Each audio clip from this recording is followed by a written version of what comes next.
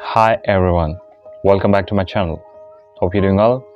So today's video is going to be very much informative because today's video is containing resume part. आपको पता है किसी भी job के लिए रेज्यूमे बहुत क्रूशियल डॉक्यूमेंट होता है, तो आपको रेज्यूमे कैसे बनाना है मैं वीडियो में बताऊंगा. Okay, let's start. Before I begin this video, let me tell you few things. Okay, there are three pronunciation which we do not speak correctly. So first one, second, third. Okay, so the word which has been written on a first position, what do we say to it? Few people, I have heard that few people say that it is aviation. It is not aviation, it is aviation. And the second one, I have heard few people saying cabin crew. It's not cabin crew, it's cabin crew. Cabin crew. And the third one is resume. No, it's not resume. It's not resume. It's resume. It's resume. अगर आपने गलती से भी किसी भी interview location पर ये तीन मिस प्रोनाउंसिएशन कर दिए, तीन में से एक भी, तो आपका रिजेक्शन पक्का है. ये मैं लिख कर दे सकता हूँ, क्योंकि आपको ये चीज़ें तो आना चाहिए. अगर आप एविएशन सेक्टर में जाना चाहते तो एविएशन का प्रोनाउंसिएशन आपको आना चाहिए, right? These things matters a lot. चलो कंटिन्यू करते हैं आज का रेज्यूमे पार्ट. Let's start. दोस्तों, आपको जो स्क्रीन पर दिखाई दे रहा है ये मेरा रेज्यूमे है. अब इसको बनाने में कितनी मशक्कत लगी वो मैं आपको इत्मीनान से बताने वाला हूँ, क्योंकि एक नॉर्मल रेज्यूमे आप 15 मिनट में बहुत अच्छे से तैयार कर सकते हैं. पर कैसे पॉसिबल है ये? आपको कहीं भी जाने की ज़रूरत नहीं है. आपके पास बस एक एंड्रॉयड या आईफोन होना चाहिए जिससे आप ये रेज्यूमे आसानी से बना सकते हैं. तो एंड्रॉयड की एप्लीकेशन का तो मुझे पता है, और आईफोन यूज़र्स फ़िलहाल के लिए मुझे माफ़ कर दें. हाँ दोस्तों, तो मैं आज आपको बताने जा रहा हूँ कि इफ़ेक्टिव रेज्यूमे कैसे बनाते हैं. तो सबसे पहले आपको प्ले स्टोर पर जाना है. प्ले स्टोर पर जाकर एक एप्लीकेशन डाउनलोड करनी है जिसका नाम है इंटेलिजेंट सीवी. इंटेलिजेंट सीवी पर जब आप क्लिक करोगे तो एप्लीकेशन कुछ इस तरह दिखाई देती है. इसको ओपन कर लेना है. ओपन करने के बाद आपको जाना है क्रिएट ऑप्शन पर. जब आप क्लिक करोगे तो आपके पास, अगर आपने पहले से एडिट कर रखी होंगी तो 2-3 ऑप्शन आएंगे, नहीं तो क्रिएट न्यू प्रोफाइल. जब आप क्रिएट न्यू प्रोफाइल पे जाएंगे तो आपकी जर्नी ऐसे शुरू होती है. मैं कंटिन्यू करता हूँ गाइस. आपको स्क्रीन कुछ इस तरह दिखाई देगी. सबसे पहले आपको पर्सनल डिटेल्स पर क्लिक करना है. अपने नाम की जगह किसी और का नाम नहीं डालना है, अपना नाम डालिएगा. उसके बाद एड्रेस, जो भी आपका एड्रेस है वो डाल के, ईमेल आईडी डाल के फ़ोन नंबर डाल दीजिएगा. नीचे एक ऑप्शन आ रहा होगा फ़ोटो. जब आप फोटो पर चेंज पर क्लिक करेंगे तो आपके पास एक न्यू विंडो ओपन होगी जिसमें आपकी फ़ोटो, बहुत शानदार सी फ़ोटो क्लिक करवा के डालना है. साइजिंग आपको पता है, आप मेरी फ़ोटो भी देख सकते हैं, ये फ़ोटो भी देख सकते हैं. इसके अकॉर्डिंग आपको साइजिंग कर लेना है फ़ोटो की. उसके बाद ही डालना है. कोई भी ऐसी वैसी फ़ोटो नहीं डालना है. ऐसी वैसी इन द सेंस कि कहीं भी नॉर्मल फ़ोटो नहीं डालना है. अब आपको नीचे ऐड करते जाना है. ऐड का सेक्शन है जिसमें नेशनलिटी ऐड कर ली है मैंने, मैरिटल स्टेटस, अगर आपकी कोई वेबसाइट है, लिंक्डइन प्रोफाइल है, वो सारी चीज़ें आप ऐड कर सकते हैं. ऐड करने के बाद आपको वो सारे कॉलम्स फिल कर लेना है. अगर आपको कोई और चीज़ क्रिएट करनी है, कोई और चीज़ ऐड करनी है, वो भी ऐड कर सकते हैं. यहाँ पे मैरिटल स्टेटस में अगर आप मैरिड हैं तो मैरिड लिखना है, सिंगल है तो सिंगल लिखना है, ये तो आपको पता ही होगा. नेशनलिटी, अगर आप किसी और कंट्री से हैं उस कंट्री का नाम डालना है. इंडियन है तो इंडियन लिख देना है. लिंक्डइन प्रोफाइल अगर आपके पास है तो उसकी लिंक यहाँ पे लिख देना है, या फिर अपनी लिंक्डइन प्रोफाइल का नाम. सेकंड नंबर पे आते हैं एजुकेशन डिटेल्स, जो कि बहुत क्रूशियल होती है. एजुकेशन डिटेल्स में शुरुआत आपको अपने मोस्ट रिसेंट एजुकेशन से करना है. उसके बाद 12th एंड 10th ज़रूर मेंशन करना है. यहाँ पे मैंने बैचलर ऑफ इंजीनियरिंग की थी, वो मेंशन किया. उसके बाद किस यूनिवर्सिटी से किया है, किस कॉलेज से किया है, वो मेंशन किया. परसेंटेज क्या है, उसके बाद ईयर कब से कब तक चला था, 2012 से 2016 तक चला था. इसके बाद आपको यहाँ पे बैचलर ऑफ इंजीनियरिंग की जगह 10th 12th लिख देना है. उसके बाद MP बोर्ड, UP बोर्ड, जो भी बोर्ड है वो, और CGP SGPA जितना भी है आपका, ठीक है. अगर आप परसुइंग हैं तो ग्रेड की जगह परसुइंग लिख देना है. बाकी ईयर शुरुआत की लिख देना है, दैट्स इट. ईयर ना भी लिखो तब भी चलेगा. परसुइंग है तो परसुइंग लिख देना है, लेकिन इसमें सारी चीज़ें मेंशन करना है. आपको कम से कम, अगर आप ग्रेजुएशन परसुइंग है तब भी आपको ग्रेजुएशन डालना है। उसके बाद आ जाते हैं एक्सपीरियंस पे। एक्सपीरियंस पे आपको क्या डालना है गाइस, जिस कंपनी में आपने जॉब की है, क्या पोजीशन थी आपकी उस कंपनी में, जॉब टाइटल क्या था, कब से कब तक चली जॉब, और मतलब एंड कब हुई। अगर आप अभी कर रहे हैं तो एंड डेट मत डालना, ठीक है।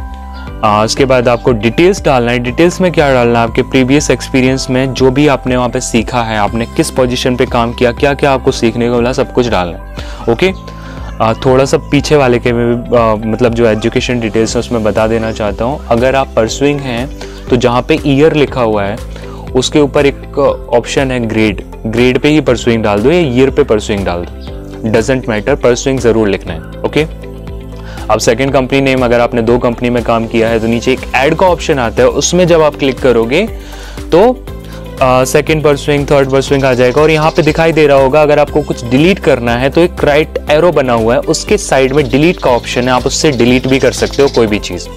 ओके, और डिटेल्स में आपको क्या डालना है, आप बहुत इंटेलिजेंट हो, आपको वही चीज़ें डालना है जो आपने सीखी हैं, वहाँ पे सारी चीज़ें पॉजिटिव डालना है। इसको सेव कर देने के बाद थर्ड ऑप्शन आ गया ऐड करने पर, बट वो मैं नहीं डाल रहा हूँ क्योंकि काफ़ी बड़ा हो जाएगा रेज्यूमे। स्किल्स में अगर आपको समझ में नहीं आ रहा है स्किल्स क्या डालना है, एग्जाम्पल्स देख लीजिएगा।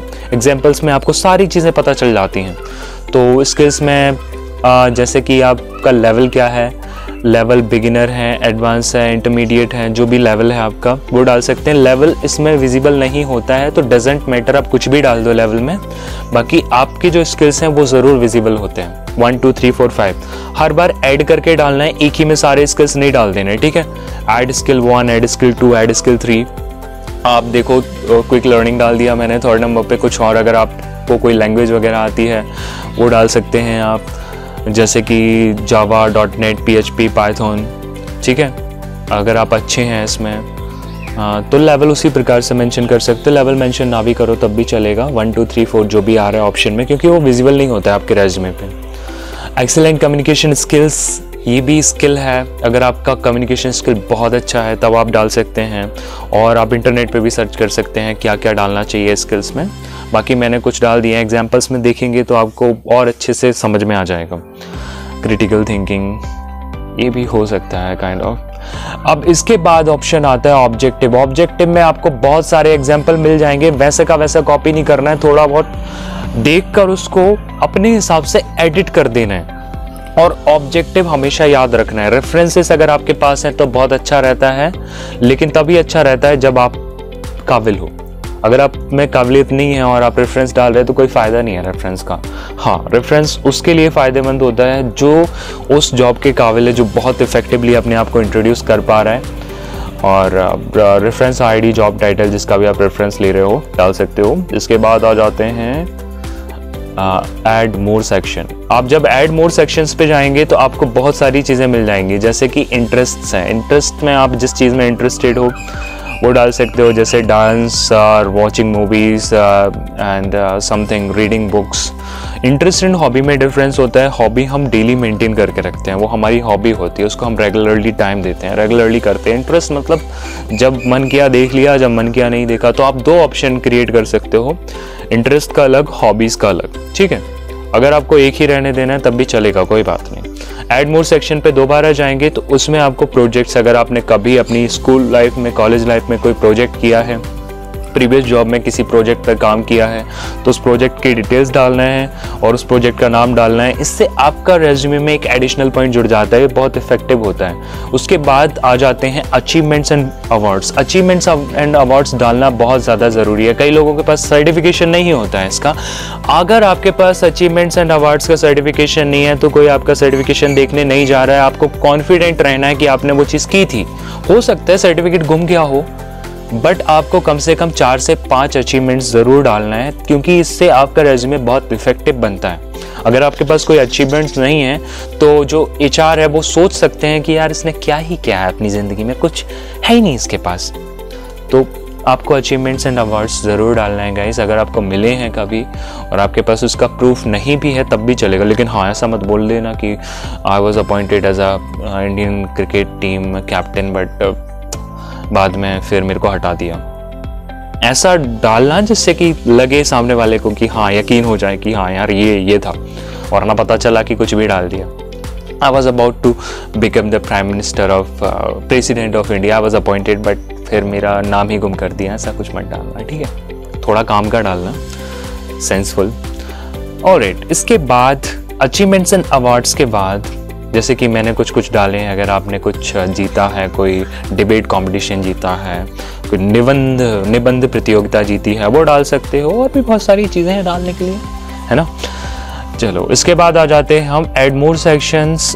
इसमें आप एक्टिविटीज़ डालने से आपका क्या होता है, रेज्यूमे काफ़ी बड़ा हो जाता है, डिटेल्स ज़्यादा हो जाती हैं आपके रेज्यूमे में, और ये अच्छा दिखाई देता है। रोज़ रेज्यूमे छोटा सा शुरू होते ही ख़त्म हो जाना, उससे कोई फ़र्क नहीं पड़ता। जैसे कि daily exercise and yoga, spending my weekends in social services, अगर आपने ये डाल दिया तो आपका एक प्लस पॉइंट हो जाता है रेज्यूमे में। इसमें क्या होता है गाइस कि आप सोशली एक्टिव हो और आप किसी फॉर्म को, किसी एनजीओ को सपोर्ट कर रहे हो अपने टाइम में। अगर आपसे ये क्वेश्चन पूछ लिया और आपने इफेक्टिवली इसका आंसर दे दिया तो सिलेक्शन के चांसेस ज़्यादा बढ़ जाते हैं। ओके, ऐसे visiting new places, creating blogs, helping my father in business, helping my father in farming, ये आपकी एक्टिविटीज़, फार्मिंग, ये आपकी एक्टिविटीज़ होती हैं। एक्टिविटीज़ से आप का रेज्यूमे इफेक्टिव होता है। पब्लिकेशन, जैसे कि मैंने एक बुक पब्लिश किया, अगर आपका कोई भी आर्टिकल किसी न्यूज़पेपर में पब्लिश हुआ है, कुछ भी पब्लिश हुआ है, आप डाल सकते हो, उसका डिस्क्रिप्शन लिख सकते हो, किस वजह से पब्लिश हुआ था, किस बेस पर था, ठीक है। इसके बाद ऐड मोर सेक्शन में दोबारा जाऊंगा। लैंग्वेजेस नोन, अगर आपको 1, 2, 3, 4, 5 जितनी भी लैंग्वेज आती हैं उतना ज़्यादा बेनिफिट है। अगर आपको 4 से 5 लैंग्वेजेस आती हैं तो इसका मतलब है कि आप और भी ज़्यादा जानते हो, you're knowledgeable पर्सन, इससे भी बहुत अच्छा इफेक्ट पड़ता है। अगर आपको 2 लैंग्वेज आती हैं वो भी ठीक है, चलेगा। और लास्ट में एडिशनल इन्फॉर्मेशन डालना है। एडिशनल इन्फॉर्मेशन में आपको अपने बारे में थोड़ा और बताना है कि I am goal oriented person, I am punctual, I am ambivert and I like to interact with people and I am having helping nature, I am adaptable, and these are the things which you can put in this section। मैंने क्या लिखा, I am one of those in this world who think they can change the world, ये नहीं लिखना है आपको, ठीक है। एग्जाम्पल्स देख सकते हो आप। उसके बाद लास्ट में आ जाता है सिग्नेचर। तो सिग्नेचर से मेरे को याद आया कि मेरे को एक क्वेश्चन पूछना था। इस बार मैं क्वेश्चन पूछ रहा हूँ कि मेरे सिग्नेचर में क्या लिखा है। मेरा नाम नहीं है, आपको ये बताना है कि मेरे सिग्नेचर में क्या लिखा है। अगर आपने सेटिस्फैक्टरली बता दिया तो 3 लोगों को मिलने वाले हैं 50-50 रुपये पेटीएम। पिछली बार मैं दे चुका हूँ, पूछ सकते हो किसी से भी, ठीक है। तो अगर आपने अच्छे से बता दिया कि रेज्यूमे में वो मेरा सिग्नेचर किस नाम से, क्या लिखा हुआ मेरे सिग्नेचर में, ठीक है। जिसको पहले से पता है वो मत बताना, उसका नहीं माना जाएगा। और अपलोड भी कर सकते हो आप अपना सिग्नेचर किसी वाइट पेपर पर लिख के। अब इसको देखते हैं कि मैंने जो रेज्यूमे बनाया ये कैसा बना है, कैसा नज़र आ रहा है। इसके लिए आपको एक छोटी सी एडवर्टीजमेंट से गुजरना होगा। उसके बाद आपके पास काफ़ी सारे ऑप्शन आ जाएंगे। मैं सेकंड नंबर का ऑप्शन सेलेक्ट करूंगा और इसमें जाकर देखूंगा कि मेरा रेज्यूमे कैसा है। आप देख सकते हैं अच्छा सा रेज्यूमे, अगर आप इसका प्रिंट आउट लेते हैं तब भी बहुत सही लुक आएगा। ये बहुत प्रोफेशनल रेज्यूमे माना जाता है, इसको भी आप सिलेक्ट कर सकते हैं। इसके अलावा भी आपके पास बहुत सारे ऑप्शन होते हैं, आप डाउनलोड कर सकते हैं। आप इसका कलर भी चेंज कर सकते हैं। नेक्स्ट ऑप्शन में मैं प्रोफेशनल पे जाऊंगा, उसके बाद फिर मॉडर्न पे जाऊंगा। मॉडर्न पे जाने के बाद मेरे को और भी बहुत सारे ऑप्शंस, वैरायटीज़ मिल जाएंगे। जैसे 31 नंबर का, ये भी बहुत इफेक्टिव रेज्यूमे होता है। आप इसका कलर भी चेंज कर सकते हैं, जैसे कि मतलब रेड भी कर सकते हैं आपके अकॉर्डिंग। और एक प्रोफेशनल कलर ब्लैक माना जाता है और उसके बाद ग्रे भी माना जाता है, आप ग्रे भी कर सकते हैं, ठीक है। ये सारी चीज़ें करने के बाद आपके पास और भी बहुत सारे ऑप्शन होंगे। आप अपने हिसाब से अपना रेज्यूमे सेलेक्ट कर लीजिए। रेज्यूमे में जो कंटेंट आप डालते हैं, make sure that you know everything. अगर आपसे कुछ पूछ लिया और आपको वो नहीं पता है, इसका मतलब आपने अपना रेज्यूमे कॉपी किया है, आपको वो जानकारी नहीं है, फिर भी आप बता रहे हो बस। Okay, so guys, trust me, if your resume is effective, आपका बहुत सारे चांसेस होते हैं कि आप फर्स्ट राउंड में सिलेक्ट हो जाते हैं। First round in the sense कि आपका रेज्यूमे राउंड होता है। अगर आपका रेज्यूमे सिलेक्ट हो जाता है, इसका मतलब कंपनी आप में इंटरेस्टेड है। और रेज्यूमे किस बेसिस पे सिलेक्ट होता है मैंने आपको सब कुछ बता दिया। डिटेल्स इत्मीनान से भरना, आराम से भरना। अगर कोई भी प्रॉब्लम है, कोई भी अभी भी डाउट है, तो आप फिर से कमेंट करोगे। पिछली बार के कमेंट की वजह से मैंने ये रेज्यूमे का वीडियो बनाया है। अगर आपको पसंद आए तो लाइक और सब्सक्राइब जरूर करना guys. Thank you so much, have a nice day, bye.